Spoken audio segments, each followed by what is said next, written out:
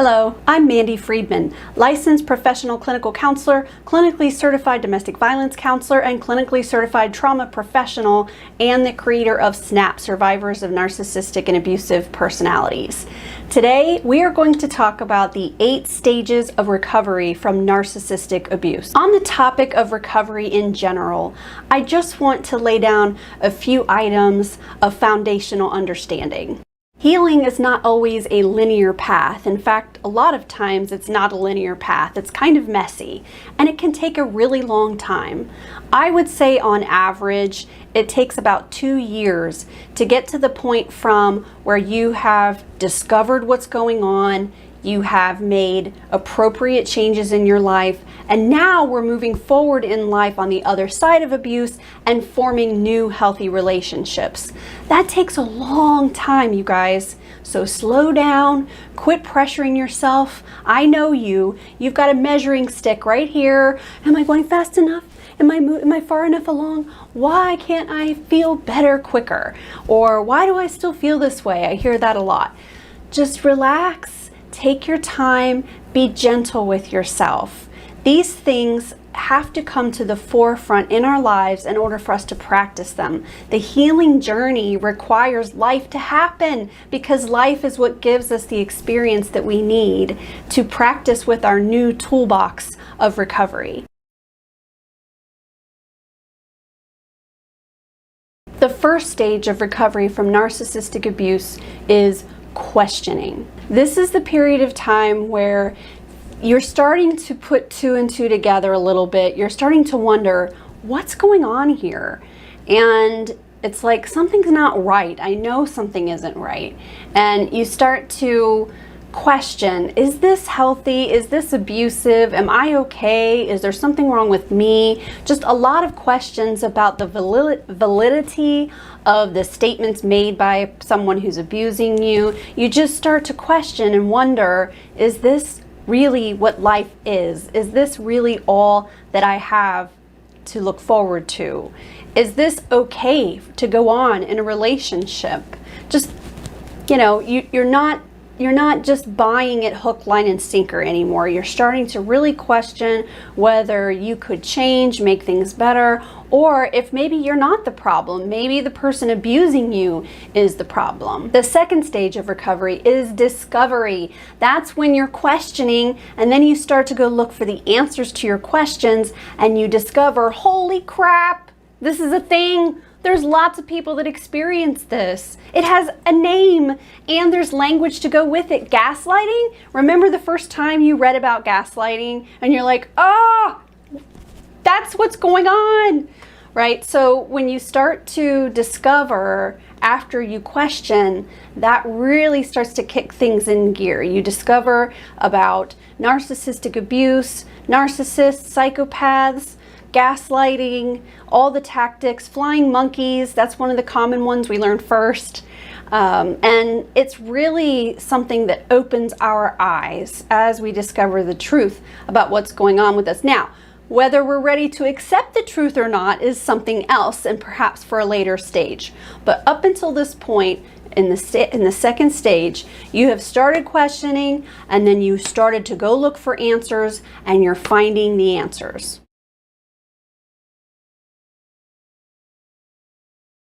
The third stage is education.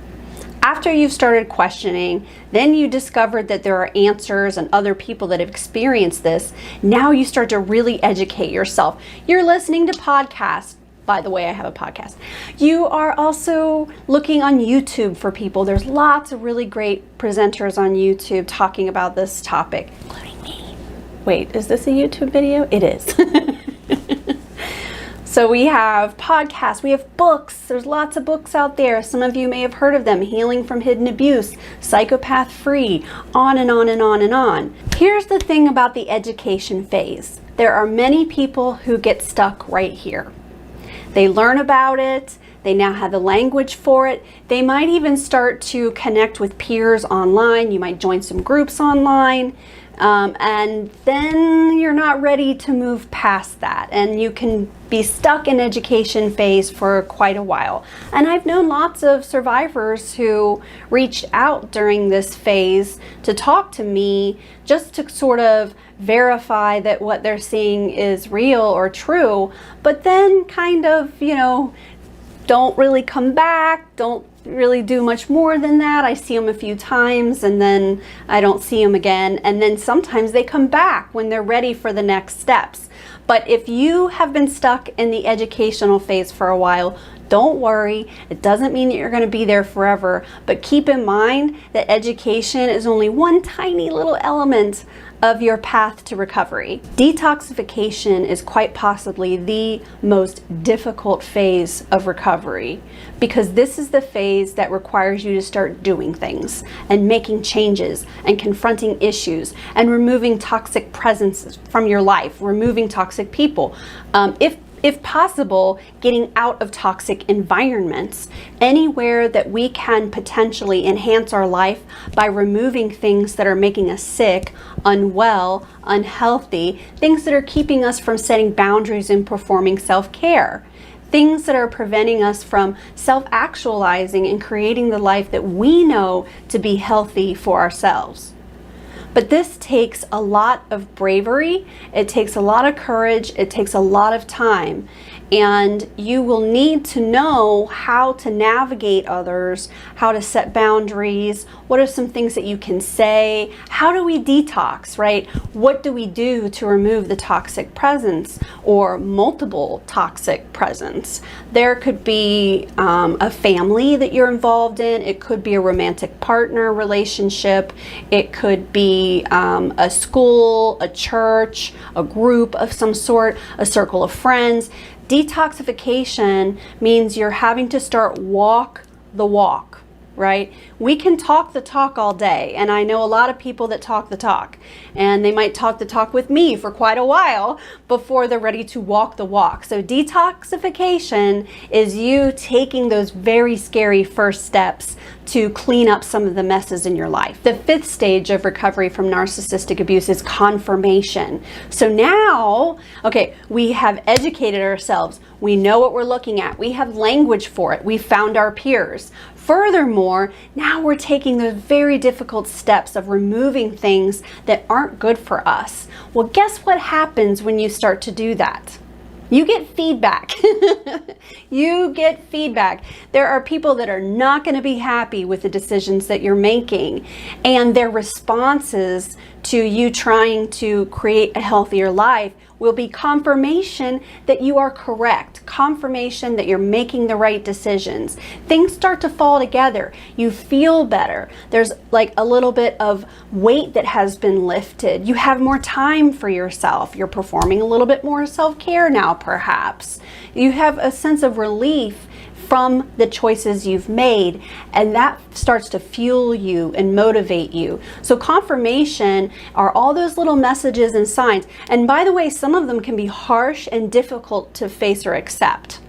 So for example, if there's someone you really care about, but they have been crossing your boundaries, and it's an imbalanced relationship where it's a give, and a take, and you decide that during detoxification you're going to set boundaries with this person. Well, they might have a really negative reaction to that and call you selfish, start to mischaracterize you or twist the reason that you're setting the boundary. They'll treat it like that you're punishing them, that it doesn't have to do about your well-being, that it has to do with your hatred toward them, right? So they'll take things out of context and they start to react. And that reaction in itself is confirmation. I'm making the right choice here. How do I know this? Because healthy people, when you set boundaries with them and say, hey, you know, this isn't really good for me, what is happening? Healthy people are going to say, oh my gosh, yes, of course. Thank you so much for telling me that. I won't do that anymore. I would never want to make you feel that way. But people who aren't healthy, people that are boundary crossing, people that are using you, people that are leaning on you too much, people that you're codependently enmeshed with, they're not going to like the fact that you're starting to lead a different life today. Another part of confirmation is your renewed sense of self and energy. It's not a lot, but it's enough to notice. You're not all the way there, but you start to get just a little bit more energy, just a little bit more confidence, just a little bit more clarity. And that starts to snowball and motivate you to strive for these next stages of your recovery. After confirmation, we have reorientation. So we discovered, we educated ourselves, we detoxified, we received confirmation that what we're doing is the right thing and that we see things clearly. Now we have to get reoriented. Now we have to start really shifting how we look at ourselves, how we look at relationships, how we look at our past.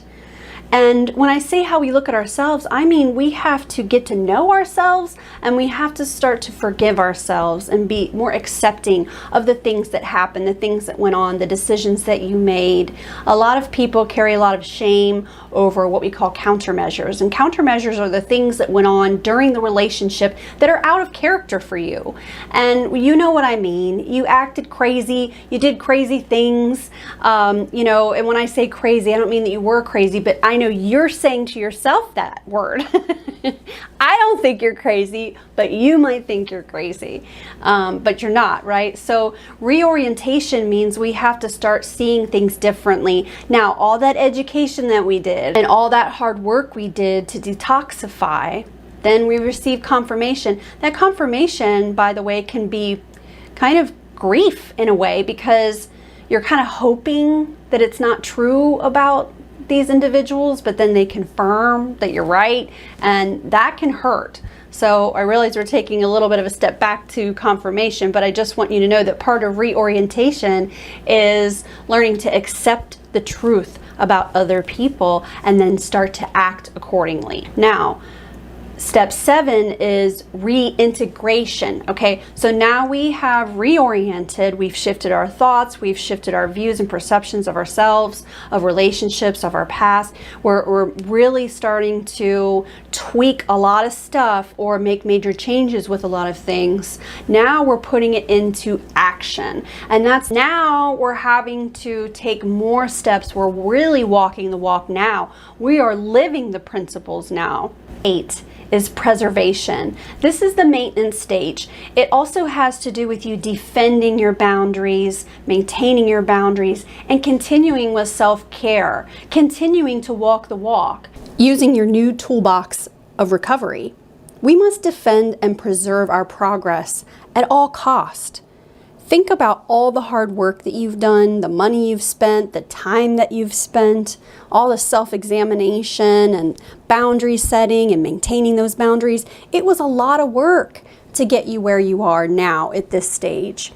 So preservation is something that is ongoing. We are in this stage now for the rest of our lives in a lot of cases, because we have to continue to defend ourselves, continue to defend our mental health and our well-being, and that new life that we've built for ourselves. We have to make sure that we maintain that and continue to grow in healthy ways. So not only are you walking the walk, but you're continuing to defend against particular elements that might try to creep in. Sometimes they do creep in and you don't notice, and you're like, oh no, crap. Okay, gotta make an adjustment here. And that's okay. That's part of preservation and maintaining your progress and your growth, is being able to adapt and adjust when you notice that something isn't really working for you. Okay, I hope this last slide on the screen helps. It has all 8 steps on it. And I hope this video has been helpful for you.